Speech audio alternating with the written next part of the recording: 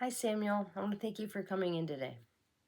Since this is our first session, I want to go over and cover all the basics about how counseling works here. So, before we get into anything personal, I know you're pretty involved at church, especially with the sound crew, and that you shared that you're worried about what could happen if anyone knew you were coming to counseling, or if anyone knew of the struggles that you're having, and if that will affect your ministry and your what you're doing on the sound crew.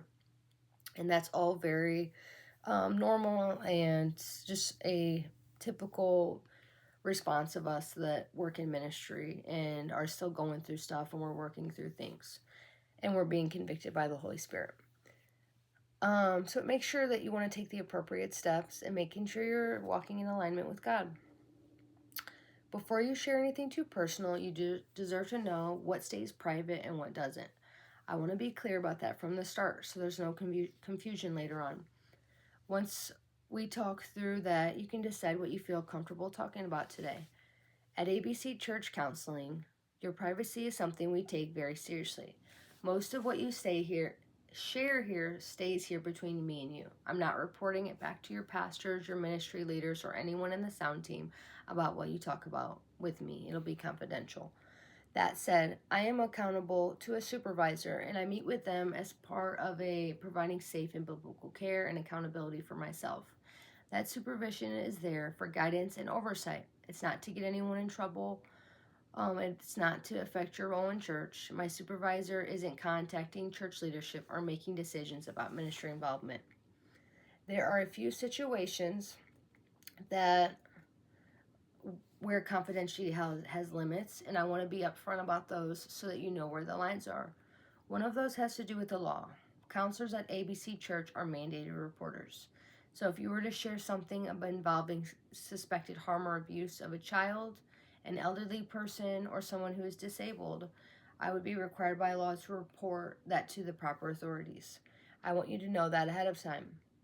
Another situation has to do with safety. If you told me you were planning to seriously harm yourself or someone else, we believe there's a strong moral responsibility to step in and protect you during a crisis. In those cases, confidentiality would have to be broken to keep you and others safe. That could look like contacting an emergency contact or involving a community crisis services.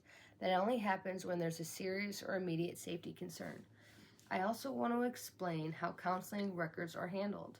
We do keep case notes and treatment plans, and those are stored in files that are double locked. You have the right to ask for a copy of those records at any time.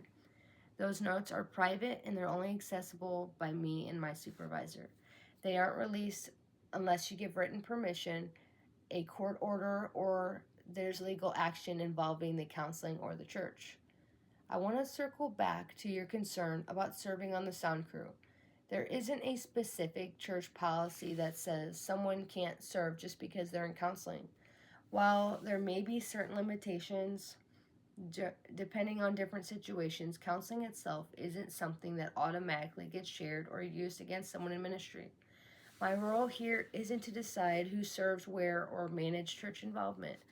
My role here is to be a safe place for you, to be someone who listens and helps you and guides you through whatever it is that you're dealing with in a biblically, scripturally sound manner. So I want you to know that I'm on your side. My hope is that this can be a place where you feel safe and feel protected, but where you can be honest and get help in a way that's safe and grounded biblically. So, knowing all of that, how are you feeling today? Do you have any other questions? And how would you like to go further with this? Because I'm here for you. Thank you.